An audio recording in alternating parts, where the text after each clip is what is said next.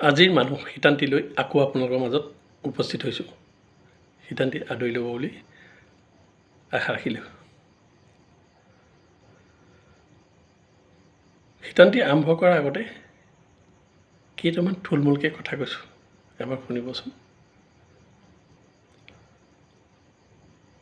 মোৰ অনুভৱবিলাক পোষ্ট কৰোঁ ফেচবুকত, লাইক কমেণ্ট নহয়, আপোনালোকৰ মৰম স্নেহ পাবৰ কাৰণে। সৰুৰ পৰাই সমাজ চহৰত আমি সকলো ডাঙৰ দীঘল হৈছোঁ। যান্ত্ৰিকতাৰ বুকুত সোমাই আজিকালি আমি নিজকে হেৰুৱাই দিছোঁ, বিলীন হৈ গৈছোঁ যান্ত্ৰিকতাৰ বুকুত।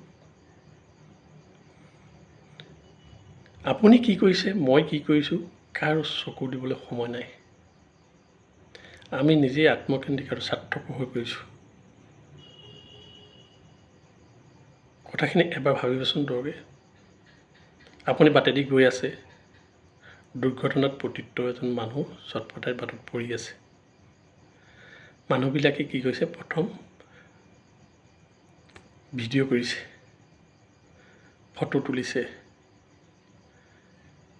সেই মুহূৰ্তত মানুহ এজনক অকণমান পানী দি বা 108 খন মাতি তেওঁক প্ৰথম চিকিৎসালয়ত ভৰ্তি কৰাৰ ব্যৱস্থাটো কৰিব লাগে।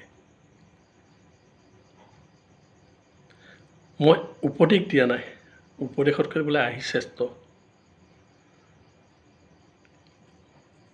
মোৰ দৃষ্টিত যদি তেনেকুৱা এজন মানুহ মই দেখোঁ, মই যিমানখিনি পাৰোঁ সেইখিনি সহায় কৰিমেই মানৱতা হিচাপে।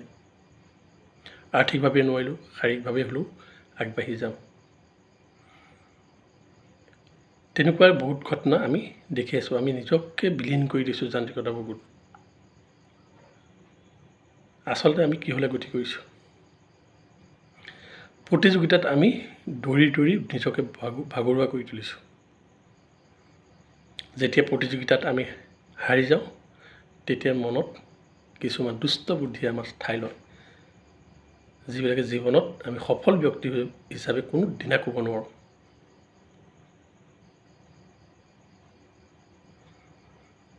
মানুহে মানুহৰ বাবে যদি আমি এবাৰ যদি চিন্তা নকৰোঁ, কোনে কৰিব? জীৱৰ প্ৰতি যদি আমি নকৰোঁ, কোনে কৰিব? মোৰ ভুলটো আপোনালোকৰ সদায় দৃষ্টিত, মোৰ ভুলটো আপোনালোকৰ আগত সদায় থাকিব। মই উপদেশ দিয়া নাই। মই মোৰ দৰে যদি আৰু 10জন তেনেকৈ ওলাই আহে, প্ৰতিটো সমাজৰ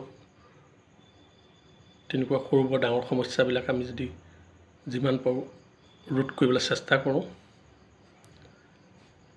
তেনেহ'লে সমাজখন বহুত ধুনীয়া হ'ব।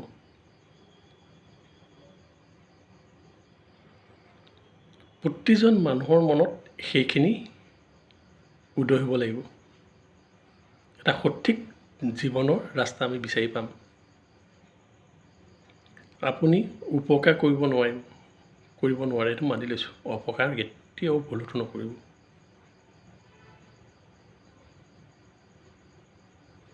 মোৰ মনৰ কথাখিনি প্ৰকাশ কৰিছোঁ, যিখিনি সদায় দেখি আছোঁ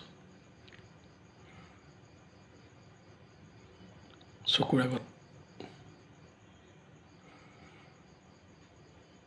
যিমান পাৰোঁ কৰিবলৈ চেষ্টা কৰোঁ, নোৱাৰিলে আনৰ সহায় লওঁ। আপোনালোকক কথাখিনি মাত্ৰ ব্যক্ত কৰিছোঁ, মোৰ অনুভৱখিনি। এনেকেই মই সিদ্ধান্ত আৰম্ভ কৰি লৈ যায় আপোনালোকে সহায় সহযোগিতা আগবঢ়াব। ভুল হ'লে আঙুলিয়াই দিব। ধন্যবাদ।